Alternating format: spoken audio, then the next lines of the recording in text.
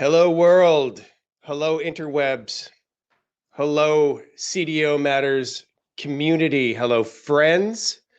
Hello, newcomers. Hello, chief data officers. Hello, people who want to be chief data officers. Hello, anybody who's here. Super glad you could join. Super glad you could be with us live on a Friday morning here on the East Coast of the United States of America. It is a beautiful, I want to say spring, but it's not really spring here where I live in Florida. It's kind of always summer, which I'm spoiled. But it's a beautiful day here in Florida, and I hope it is a beautiful day, or maybe even afternoon, or maybe even evening, wherever you are.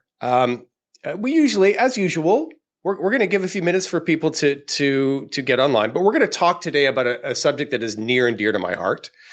It's largely around leadership, but it's a special kind of leadership. It's leadership for non-technical people in technical roles. That's what we're going to talk about today. It's something, again, very near and dear to my heart because I have a lot of experience around this, my friends. I'm not a technical person. I've had to learn everything about technology on the fly. And that's what we're going to talk about today. But we're going to give it a few minutes for everybody to join. Where's everybody joining us from today? Hello, Julius. Helsinki.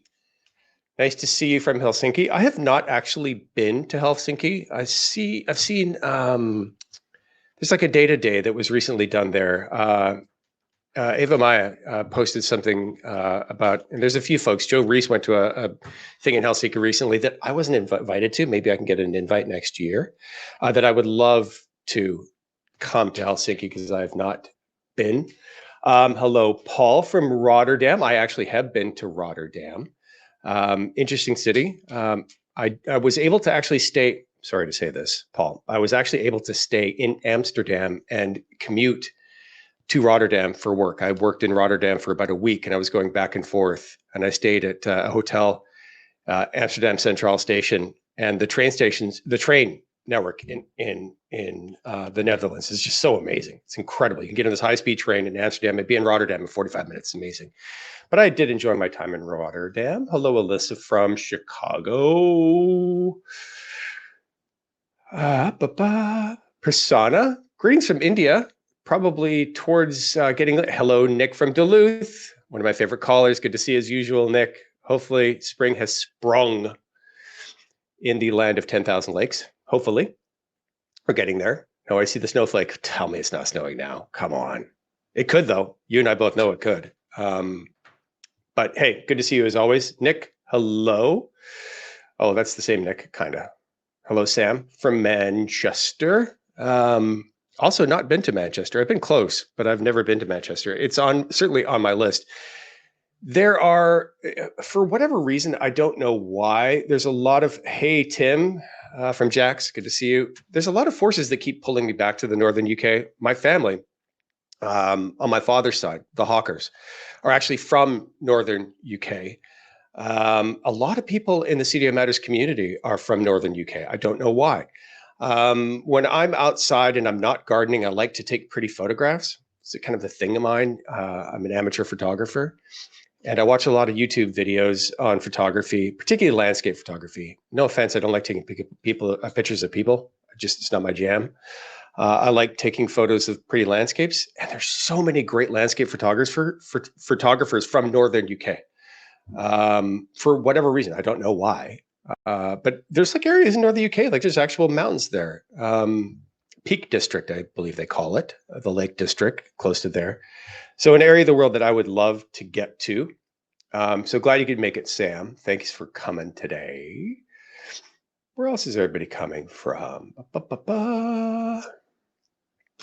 Jacksonville. Tim, I don't know if I ever told you, but I lived for a year in Jacksonville. Bay Meadows? Yeah, I think that was the name of the area where I lived, Bay Meadows. It was close to a mall, close to 95, south side of town. Lived very briefly in Jacksonville. Hey, Brad from St. Louis. Nice to see you. Jenak from DXB. Where's DXB? Should I know this? I should know this. Where's DXB? Is that an airport code? Maybe. Jenak, keep me honest. DXB. If anybody knows where, oh, hey, Nicholas from Ottawa. Slowly creeping in. Nicholas, I used to get to Ottawa quite a bit. I've done a lot of work with the Canadian government there. As you may know, I'm from Edmonton, born and raised Canadian. Hivo from Dubai, so glad you could be making it today. Hey, Lee from Hopkins, not too far from Duluth.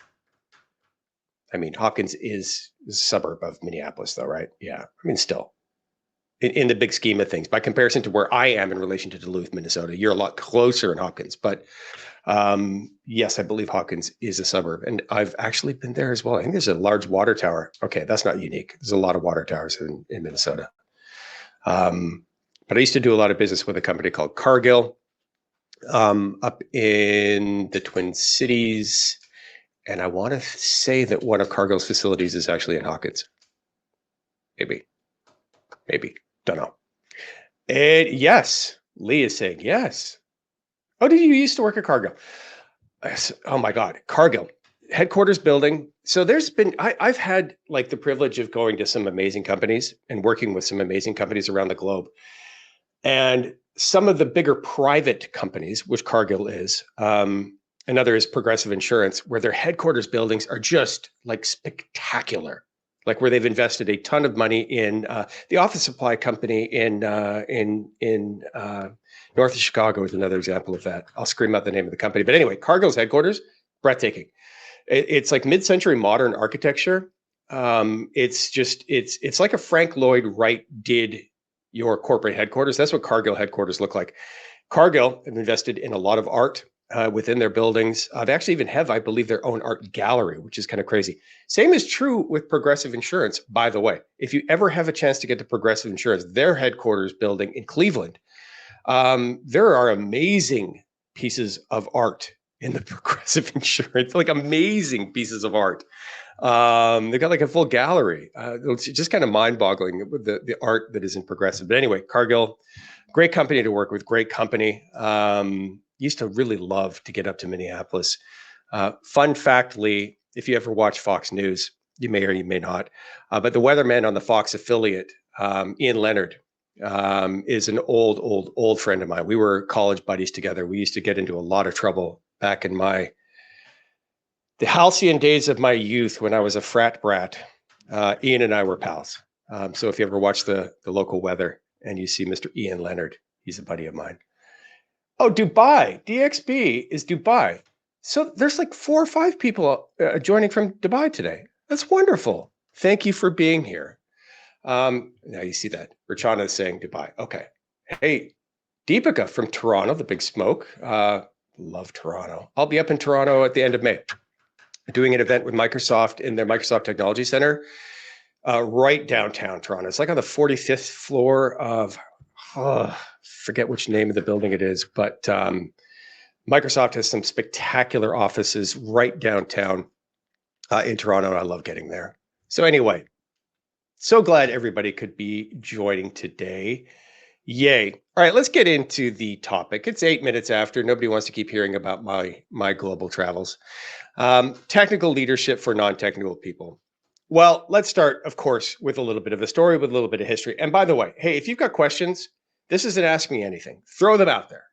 Ask me anything, interrupt me, throw the digital shoe at me, even if it's not even necessarily related to the topic. If you've got questions about MDM, if you've got questions about data quality, data strategy, data governance, everything's fair game here, guys. This time is for you. I'm thrilled you could be here, but I'm even more thrilled that we can learn together. So if you've got things that you could share, if you've got questions, let's do it. Technical leadership.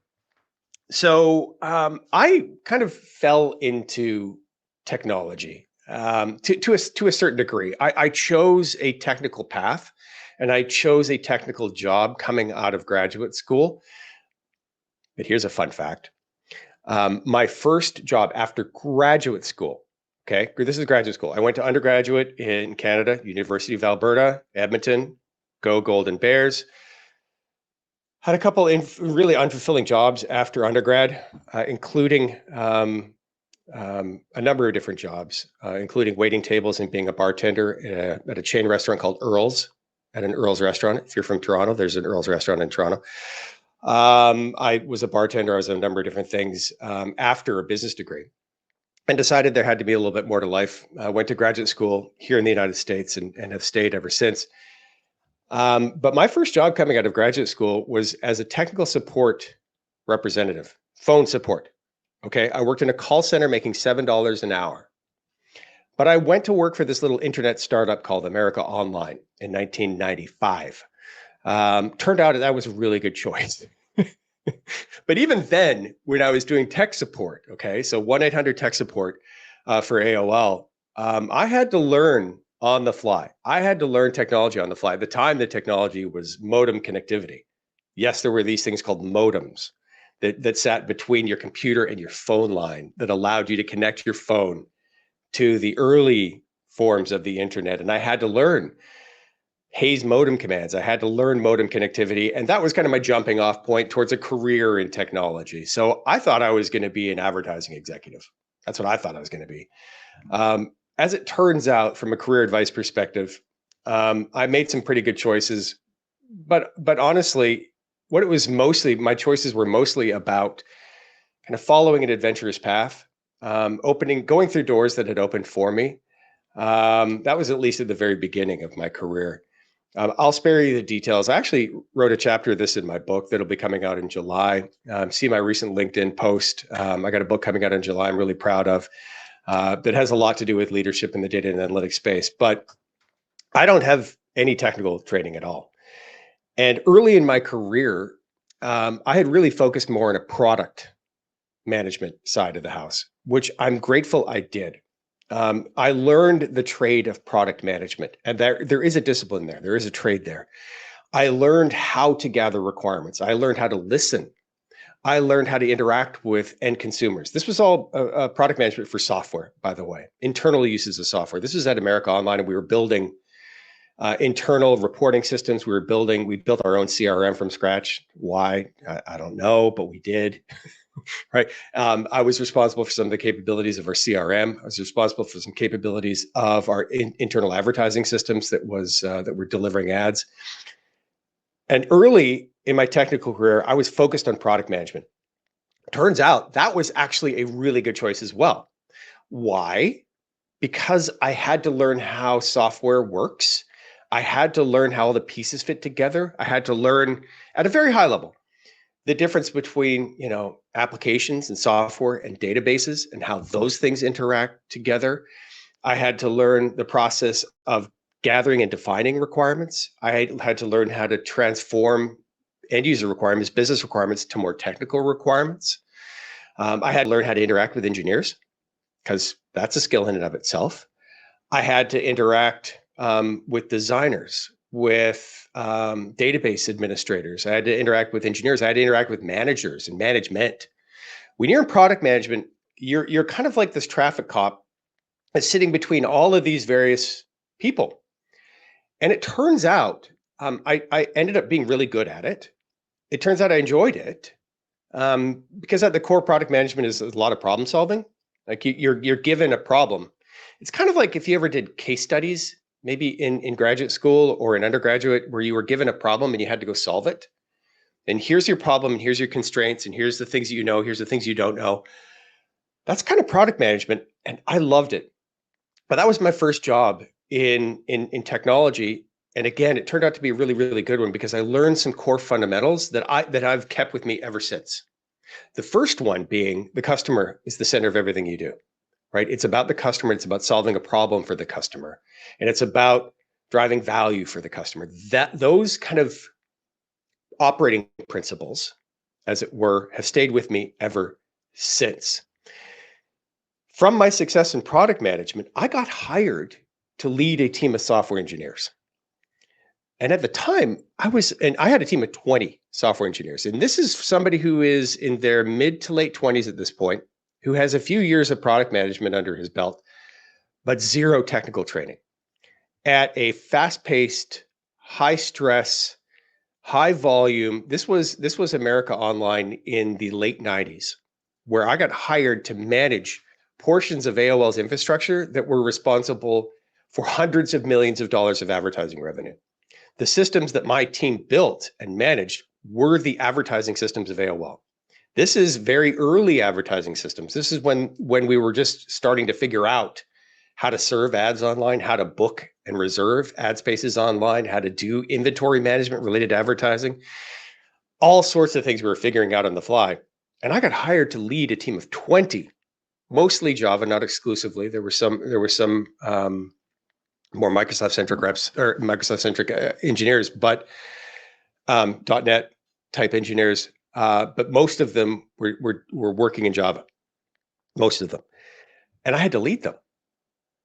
And I told the VP, his name was David Lipke, unbelievably, incredibly intelligent leader who held a number of patents at AOL and still does, obviously, around instant messaging, believe it or not. One of the smartest people at AOL at the time, who was largely responsible for building the infrastructure that allowed AOL to scale to hundreds of millions of users. And David hired me. And I remember the conversation. I was like, David, I don't know anything about software. I don't know anything about code. I don't know anything about what am I going to do? How am I going to manage this team? And he told me, I'm hiring you because you know product management and because you can interface with end consumers and because you can interface with customers and because you can interface with management. And that was my skill. That was my greatest skill, is being this intermediary, being somebody who's really good at listening, but also somebody who's good at problem solving and somebody who's good at working with people and motivating people. That's another thing product managers has to be good at, is motivating people who don't necessarily work for them. So I got hired into this technical role with like the smartest of the smart engineers that I've ever worked with. And people who are like black belts in what they do from an engineering perspective. And here I am, zero technical leadership, zero technical background. And I'm in a room introducing myself as your new manager to all of these people who are literally keeping the lights on from the perspective of generating advertising revenue at that time, the world's largest internet company. So I had to figure things out quickly. And I had to figure things out on my own largely. I mean, I had a couple of mentors. David was one of them. There were a few others, but there's some things I learned. And what are they? The first lesson that I learned, the very first, and I think one of the most important lessons that any non-technical person can bring to the table, is humility. And arguably, you're going to be forced to be humble. If you're not technical and you get put into a technical leadership role, you're going to be forced to be humble. But I mean, there's a lot of us out there who say things like, well, fake it till you make it. Do not, my friends, do not fake it until you make it. Don't do it. Don't do it. Why? There's a lot of reasons why. The first one being engineers, software engineers, have this innate skill of sniffing out BS quickly.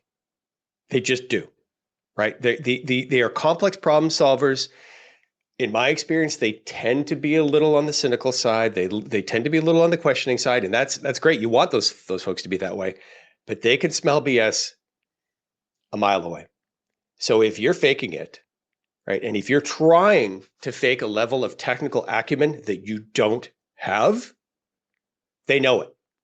They know it instantly, and the minute they know it, and the minute they know you're faking your technical skill, is the minute that they lose trust in you.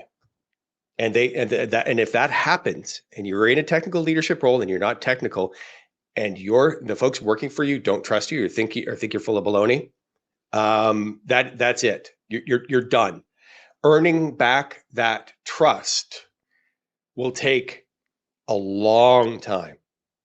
A long time. It can be gone like that. And one of the fastest ways that you can lose it is by trying to be somebody you're not, right? Trying to be a technical expert when you're not one.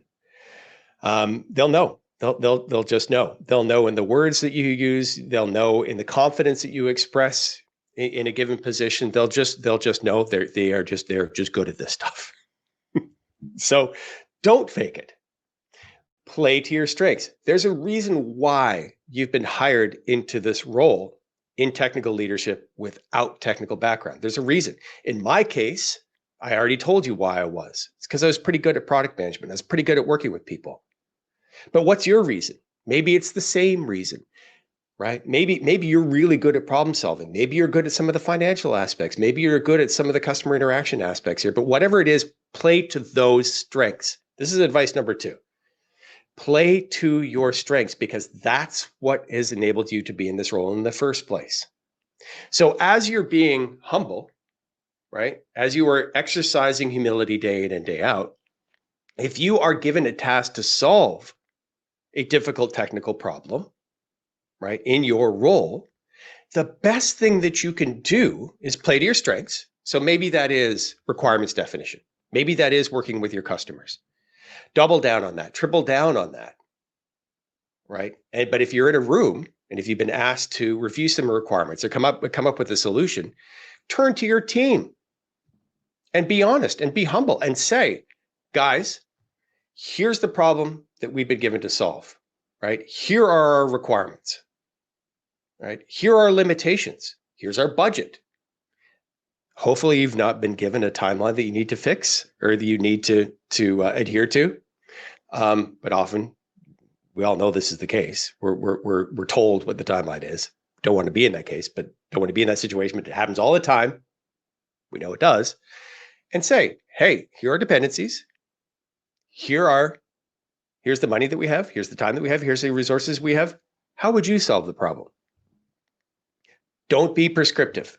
If you are in a technical leadership role, don't be prescriptive around solutions. This is one of the things that actually drives technical people absolutely nuts when they work for technical people. Because people who with a technical background tend to, not always, but can tend to be a little prescriptive because everybody likes to solve problems, right? And in my experience, at the very least, technical people can tend to be a little prescriptive about how things get solved and how problems get solved. But in our case, for those of us who aren't technical wizards, we can turn to our team and we can say, how would you do it? And how would you do it? And how would you do it? You can involve multiple people in that decision. So it goes from a situation where you may feel like you're inadequate, or you may feel like you don't have much to bring to the team, and that's fine.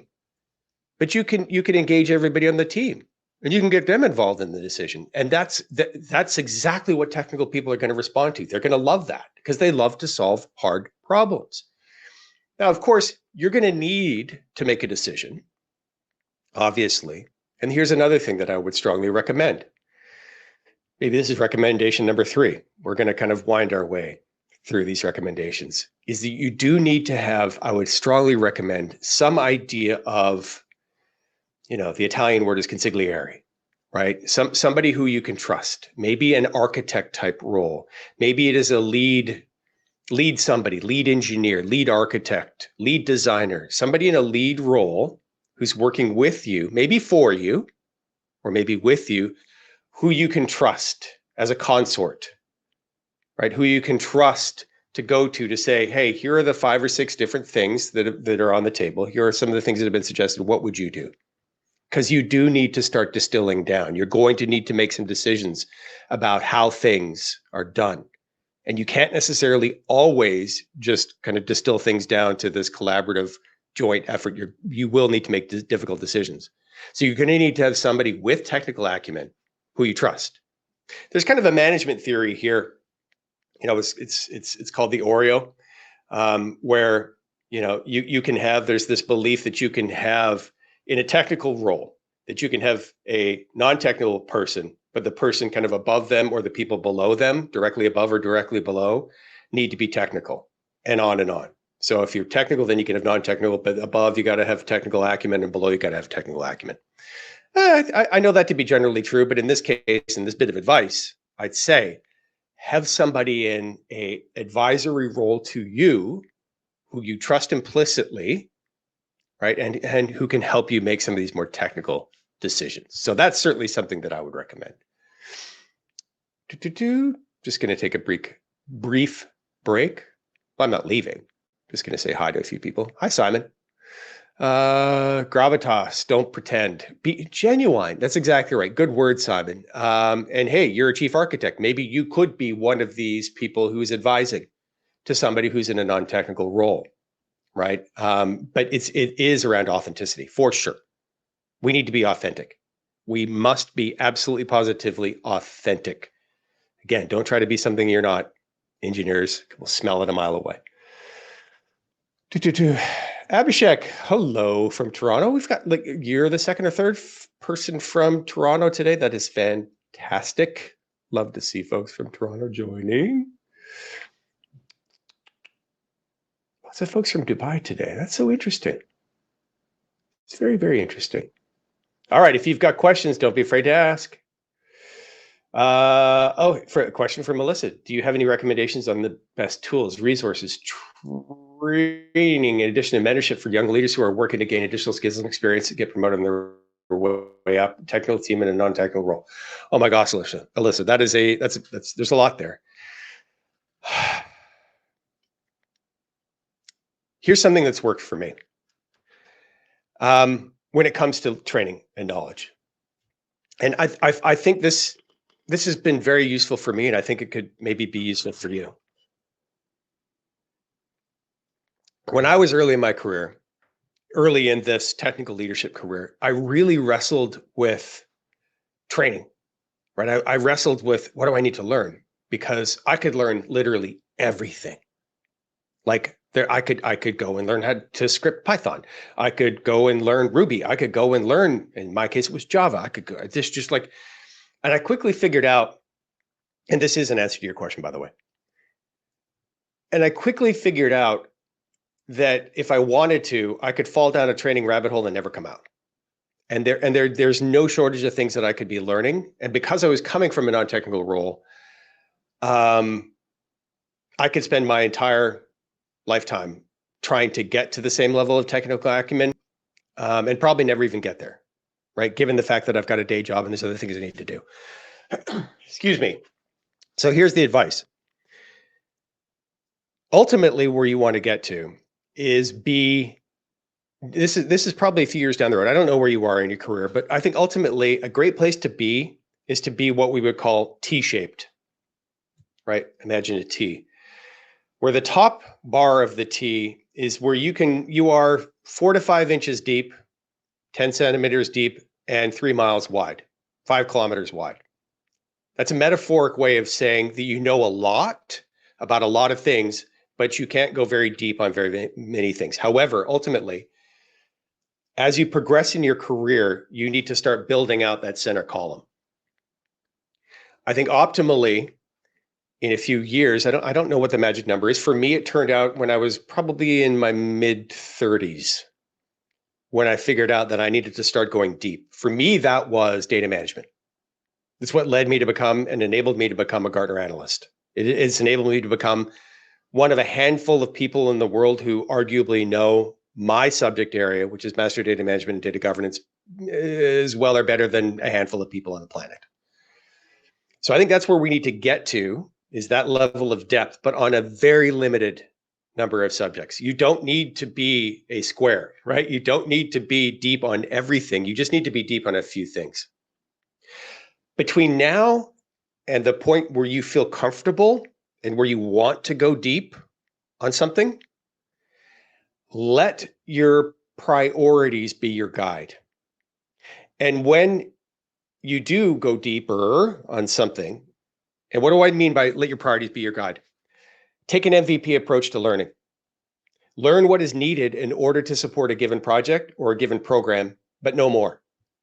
This is something that I learned along the way as well. I'll give you an example. I was given a project early on at AOL to help internationalize our advertising systems. We were spreading our ad business overseas. We were expanding into Asia, and our systems were not internationalized. Meaning, if I typed a search term into AOL search box in English, I'd serve an ad, and it would be relevant to the search phrase. If I typed something in Japanese, our system would be like, "What?" My project was to help internationalize our infrastructure so that if I type something in Japanese, I get an ad relevant to the search query. At the time, I was like, oh man, I don't know Japanese, right? I did get to go to Japan a couple of times for the project, which was way cool. But I was like, I don't know Japanese, but I learned enough about character encoding. I learned enough about UTF-8, UTF-16, what those things mean. I learned enough about Japanese characters, Japanese scripts, of which there are 4. Kana, katakana, kanji. Okay, I've forgotten. Doesn't matter. But I learned enough, right? I didn't learn everything that I needed to learn, but I learned literally just enough. I took an MVP approach, and what I trained myself on was so that I could speak with a certain degree of confidence and that I could learn enough and know enough to fulfill the tasks of that project. So Alyssa, that's what I would recommend. Between now and whatever point where you get comfortable enough with your career to go really deep on something, and I strongly, firmly recommend that you do go deep eventually on something. Become an expert on something. This is how we will win against the robots, right? It's you become an expert on one thing, maybe a handful of things, 1 or 2 things, but become an expert on something, and the AI will never take that away, because ultimately people will want to interact with people, right? CEOs, CDOs, CIOs will want to interact with experts that know their stuff, and they're not, maybe AI will help make some recommendations, but it's expertise. That's what we should all be aiming for, is to become experts in a certain field. So I do recommend that at some point in the future, you go very, very deep on something. Maybe you're not there yet. Maybe you are, maybe you're not. But between where you are and going deep, let your projects guide what you learn. Take an MVP approach to your training. Just don't go out and train just for training's sake. And this may sound a little heretical and counterintuitive, but just because something may be interesting to you, don't go and train on it. Learn things that you need to learn in order to be excellent at your job. Don't go and learn. I mean, I could go learn how to be a painter, right? I'd probably suck at it, but I could go learn that, but it's not going to help me with my job. So I kind of figured that out in happenstance, but I took a very MVP driven approach, and I was like, okay, I need to learn this stuff in order to do it. But I didn't read the whole book. I'm not going to lie. A lot of the times I didn't read the whole book. I just read the first couple of chapters. It is what it is, right? Do I need to learn the whole Python book or just the first couple of chapters? Probably just the first couple of chapters. Hopefully that makes sense. Hopefully that makes sense. Thanks for the question, Alyssa.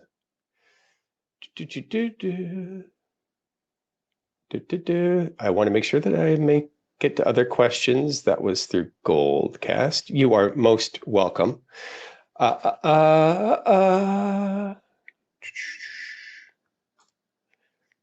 Sachar, thank you. I hope I'm saying your name correctly, but thank you for the feedback. Yeah, Rob Carruthers and Jackson for sure. I was on a panel most recently with Carruthers. That's the female duo of the two, is it not? And so yes, beyond that, Alyssa, there are most certainly lots of resources out there. I'm a fan of Dataversity for sure. If you're in the data analytics space, you can't go wrong with Dataversity. Tony Shaw, his organization. Conferences, DGIQ, there's one coming up in Anaheim / Los Angeles coming up in the first week of May. It's like 2 weeks from now. I'll be speaking at that event. Dataversity does a great job. There are certifications, of course, Chartered Data Management Professional, CDMP. Can't go wrong with that. But like I think one could argue that level of training would be if you've decided, okay, I want to go really, really deep on data. This is it. So I want to stay here. I want to stay in data management. I want to stay in maybe data quality. I want to stay in MDM, CDP or CDMP, Chartered Data Management Professional for sure. There's Data Management University out there. There's other resources. Dataversity is a great one. Carruthers and Jackson for sure. They do some good stuff. DAMA, join a local DAMA chapter, right? There's a lot of information sharing that is happening through DAMA. I see Rob, or maybe somebody else had DAMA coming up in their profile. Simon had DAMA coming up in their profile. Can't go wrong with DAMA. So, there are tons of resources out there. I'd mentioned product management. Because it was a passion for me for a number of years. There's a lot of training related to product management out there as well. A lot of different methodologies. So keep in mind that, learning frameworks is a good thing. Don't get me wrong. I've got the data management book of knowledge. I can literally see it yelling at me from my bookshelf right over there. And it's an amazing book, and it is foundational. It's great, and I recommend it. Now, the most important lessons you will learn are on the job, without a doubt. Because what our leaders need and what our companies need are people who have a few skinned elbows and bruised knees. That's what they need, right? The foundations, the frameworks, those are good things. Those are very good things. But that's the kind of the academic side. What we need is to be out there learning by doing. So hopefully that you're in a position where you can. And that's where it kind of gets back to that, taking that MVP approach. Yes, you should be training yourself. Yes, you should be learning. There's nothing better than something called the growth mindset. Learn. We always need to be learning. We always need to be growing. Satya Nadella, the CEO of Microsoft, calls himself the learner in chief. Let's be our own learners in chief. Can't go wrong. However, be very pointed in that learning. That's my recommendation. Be very, very pointed. Learn the things that are needed to be excellent at your job. Learn the things that are needed to be an expert eventually in some subject matter area. Hafiz, Dhamma, CDMP, and data governance are good to develop trust for your customers. Well, Dhamma, the CDMP, the Dhamma Book of Knowledge, again, these are kind of foundational. This is foundational stuff. It's very good to know, but the thing that is lacking from the data management book of knowledge is the being in business book of knowledge. The business, I would argue, is the business cases, is the actual kind of practicality. I'll give you an example. Dhamma strongly advocates the concept of ownership of data as a part of any data governance program. You need owners of data conceptually, right? That's kind of like the academic. You need to say that as to pass your CDMP exam, and I get it, and I understand that. In practice, data ownership is a lot harder and arguably less valuable than one would be led to believe from the textbook definition of data ownership, right? And there's a lot of examples of this. So there's theory and there's practice. We need to develop both. Dhamma, fantastic. I have many friends, strong believers in Dhamma. I'm a supporter of Dhamma. I will be doing an event for Dhamma in Canada the end of May 26th. It's like Learning Day. I'll be talking about metadata management. So I'm a huge supporter, believer in Dhamma, but I'm also a believer in learning as we go. So, thanks, Achar, on the name pronunciation. Certified Scrum product owner, best decision. Okay, well, there's another one. Hey, Lee, so where did you get the Certified Scrum product owner from? The Certified Scrum School? So there's a whole thing around the whole agile, right? Forgive me. Anyway, so good example, right? Doesn't necessarily even need to be around data. Learning agile methodologies. Can't go wrong with that. Learning project management discipline. Can't go wrong with that. Yeah, thanks, Lee. There's an org. That's what I said too. I was like, there's an org that does the agile stuff. Or is it lean? I don't know. But thanks, Lee. I'll repeat it if you can find it. But yeah, there's no shortage of things that we could be learning out there for sure. And by the way, it doesn't, if you're in the data space, doesn't necessarily need to be just data, right? We can go learn, things like user-centric design. What does that mean? What is the practice of user-centric design?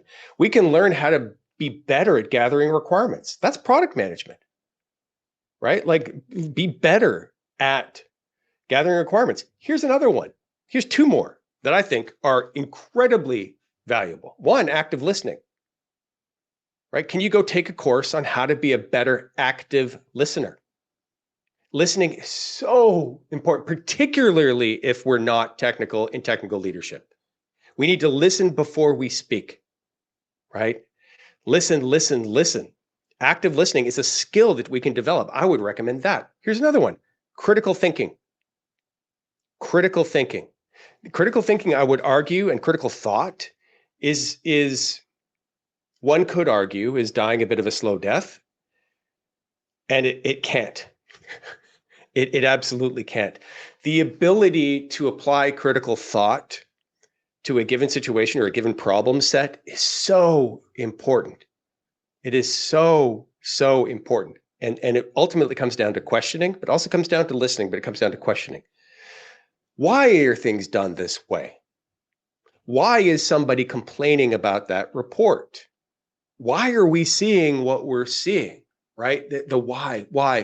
That's critical thinking. So those arguably have nothing on the surface to do with data and analytics, but some really important skills to have, I would argue. So yes, get training. Can't go wrong. Growth mindset.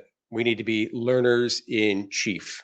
So there's a few other points that I wanted to share. We've already touched on a couple of them. Don't fake it until you make it. No faking till you making. Talked about humility, talked about authenticity. There's something I call servant leadership. Here's another really important thing. When you are a non-technical person in a technical role, the humility, I would argue, will kind of force this to a certain degree. And this one could argue as well, that this is just a general leadership best practice. But it's this idea of what I'm calling servant leadership, meaning you exist as a leader for the growth and development and promotion of the people who work for you. That's to me, that is the concept of servant leadership. And when we're in a non-technical, if we're non-technical in a technical role, we need to absolutely positively embody that, because we're so, it's a good idea to begin with, for one. And for two, we're really dependent. Our success is a function of our team's success.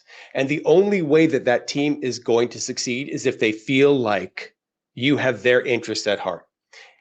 If they feel like you're just in it for a promotion, or if they feel like you're just in it to check a box and say that you've got some technical skills, or that you are kind of like just working your way up the ladder, if they feel like your experience in leading them is just a stepping stone for you, right? And that you're not passionate about what you're doing, you're not passionate about solving problems, and most of all, you're not passionate about their growth and their development, again, comes back to trust. They won't trust you. If they feel like you're just in it as a stepping stone, if you're just in it to check a box, if you're just in it in a path towards your aggrandizement and your development and your growth, and maybe you are, and that's okay, but you need to go to work every day and every morning saying, how can I help with their growth, their development, their promotion? This is something that I learned far too late as a leader. I learned this far too late because I was and I remain fairly mercenary about my approach to work, right? I'm here to make money, and I'm here to support my family, and I'm here to put a roof over my head. That's what I'm here to do. And I'm here to provide security for my family. These things are true, but that doesn't mean that when I'm at work, it's about them. It's about them, and it is about your team. It is about their growth. Now, this necessarily requires you to understand what growth means to them. What do they want from their jobs? Do they want security? Do they want a promotion? Do they want more money? Maybe they just want a t-shirt. It sounds glib, but I was blown away by how often I learned that what motivated my team was very different than what motivated me. Again, this is a hard lesson I learned along the way, is that I assumed that everybody kind of worked like me and that everybody was motivated like me. Many people are not. I was a climber. I wanted promotion, right? I wanted to work my way up the ladder. A lot of people that work for me don't, and that's great, and that's fine. But you have to understand what motivates them, what makes them happy, what makes them insecure in their work. That's how you become the best servant leader that you can be, because you are there to develop them, to grow them, to make them happy. And when you do that, your productivity as a team will skyrocket.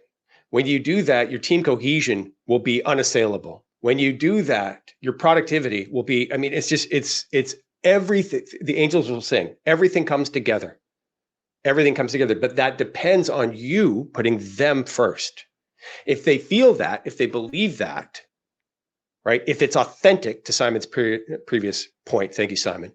If that comes across as authentic, man, you've got it. You could be completely inept technically, completely inept, which I was, and to a certain degree still am in some areas, by the way. But if the people that work for you feel like they are the most important thing, doesn't matter, because they'll fill the gap.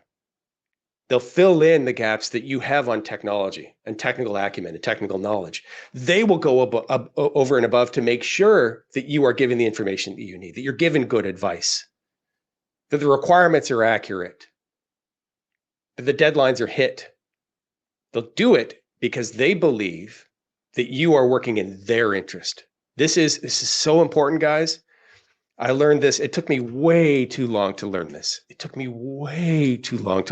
thought we were all just a bunch of mercenaries, and that if you just pay people more, or maybe give them some more time off, that should be enough, right? And it's not. It's deeper than that. It's way deeper than that. It's about putting their growth and development and their happiness before yours. It's kind of like a parent. Kind of. I mean, I don't want to sound glib, and I don't want to, overly equate the two, but hopefully you understand my point. Servant leadership is so, so important. Here's another nugget of advice. Don't fall into the trap of being, is there a way to say this? Technology or solution driven, right? Technologists, as you lead these teams, the technologists will tend to want to apply technology to everything. And this will lead us to be tempted to think that technology is the solution to all problems. Often we know it is not, right? So again, ask the right questions, listen, and play to your strengths, right? And just keep in mind that often the assumption is going to be, hey, we need technology to solve this problem, because that's what you want a technologist to say. That's what they do. That's what they're good at, right? So be problem driven, not technology driven. Understand that customer problem. And what I mean by problem driven, customer needs. Put the customer at the center of everything you do. Put the customer needs and their problems. This is a part of servant leadership, by the way. It's not just your team, it's the customers. It's not just the happiness and growth and development of your team. It's the happiness of your customers as well. That is the ultimate servant leader, is putting everything for themselves behind and putting forward the team and your customers. So lead with customers, lead with their problems, lead with making them happy and making your team happy. That will help you make sure you avoid falling into the trap that everything requires technology. So clarity. Here's another nugget of advice. Engineers and technical folks thrive on clarity, and ambiguity is the enemy. So work as hard as you can to drive clarity on requirements. Work as hard as you can on driving clarity. Again, play to your strengths, right? Play to your strengths related to working with customers, or defining requirements, or being good at problem solving, or being really good at listening. But your role in this technical leadership is to drive clarity. Right? Drive clarity. Ambiguity is a real problem. And if you are kind of wishy-washy, that could undercut the team trust in you. There's a time to be collaborative. There's a time to be, hey, what about this? And what about this? Right? As a part of trying to understand how you align on a solution, that's okay to be wishy-washy there. That's okay to be, hey, don't know, let's collaborate. Let's try this. What do you think of this? What do you think of that? So there's a time for that. But when you galvanize around a solution, when you stack hands, once you're there, stick to it. Stick to it. If you are confident that you've got the requirements nailed, if you're confident that you understand the customer needs, if you're confident that you understand your dependencies, if you're confident that you understand your budget, any other sort of key constraints, go with it. Go hard with it. drive clarity and absolute clarity on what you are delivering against, manage expectations, talk up, talk down, talk sideways, talk everywhere. But once you align in that solution, lock it and deliver on it. If you are managing expectations appropriately, right, both up and down, because you're confident in what you've decided, stick with it. Be clear. And don't be tempted. There's a lot of people who are like, okay, well, hey, well, we should maybe think about this and we should maybe think about this. Once you've aligned this, if you are confident, again, that you've built the requirements as well as you can, you define them as well as you can, you've crossed all the T's and dotted all the I's, lock on. Once you get your teeth in something, don't let go. Don't let go. Because if you can be convinced that you're taking the wrong path, that means to your team that you're not confident in the decision that you made. Right. And again, that could hinder your trust. This is not to say that we don't need to change directions. Often we do need to change directions. Okay. Often if we try something and it doesn't work, well, then we need to change a direction. If we keep doing something that doesn't work over and over and over again, that's a real problem. But what I'm saying here, as a leader, once you lock on something, go deliver, and don't question. They just stick to it. Right? Like the time for questioning was probably weeks ago, and there's a time for that. I've seen and I've experienced far too many times in my career where I've allowed a lack of confidence to creep in, and it is inevitable. It is inevitable that you will have people question your path. It is inevitable. But if you've done all the right things leading up to that decision point, and you're confident in it, and you've got all the input from your team, you're doing all the things that I talked about before, lock and loaded. Curiosity. Let me take a breath here, just make sure. Hey, Peter, good to see you. Hello, my friend Anjali. Storytelling. If you haven't already noticed, the last hour has been fairly rich with stories. I do enjoy a good story as well. Good to see you, Anjali. Hope you have a wonderful weekend. Good to see you as well, Peter, as always. Hey, Sebastian. Is there a framework or operating model that worked better for you in leading a technical team operating while not being a technical person?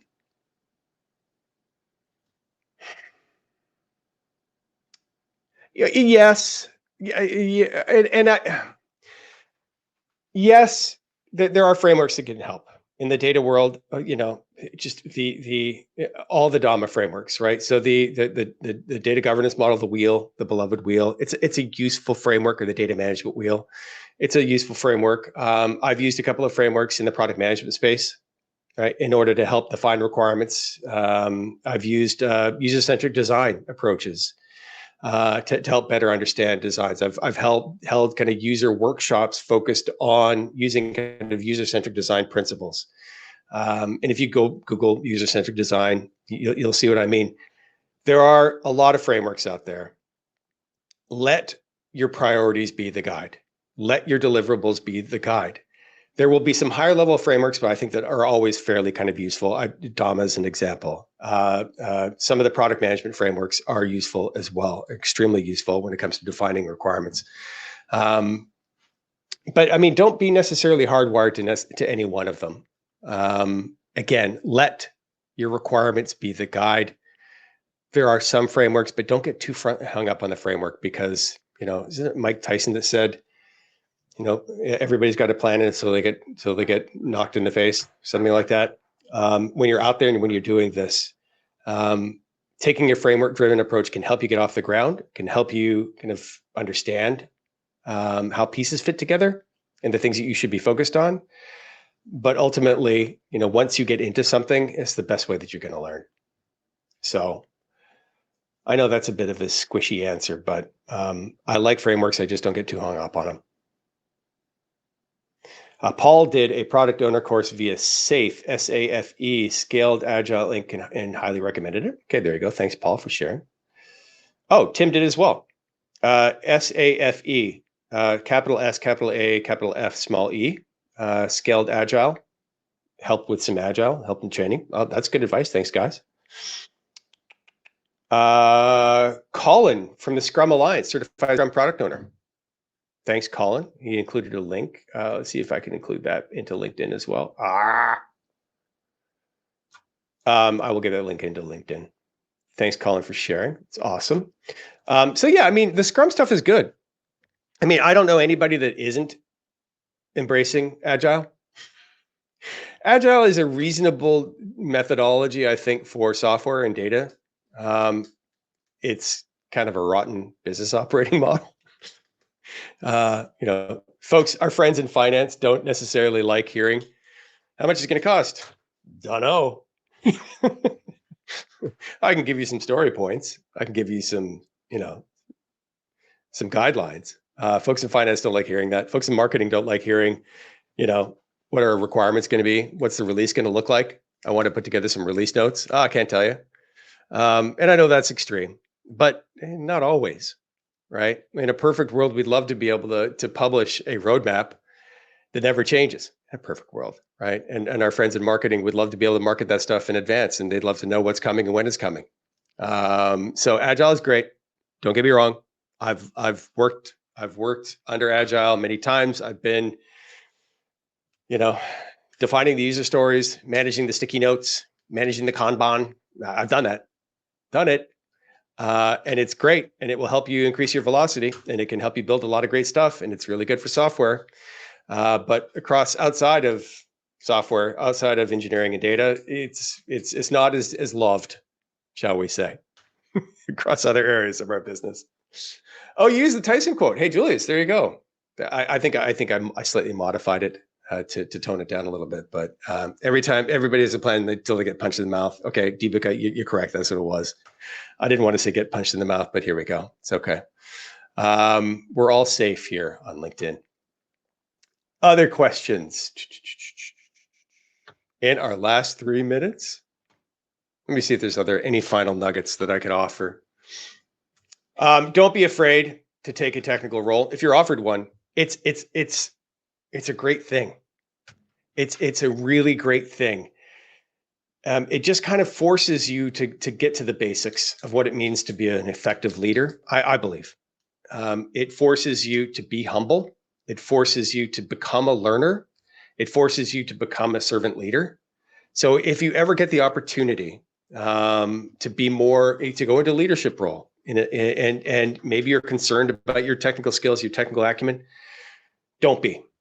If somebody is willing to hire you, they're hiring you for a reason. They're hiring you for your skills, and you've got them, right? And you can play to them. But if you do get into that role, follow some of the things that I'm suggesting here. And I've learned a lot of these things the hard way, but you can be extremely successful. And by the way, yes, I talk the importance of servant leadership. Yes, I talk about the importance of putting your team before yourself. But at the same time, if you spend a couple of years leading these technical teams, man, you're going to learn a ton.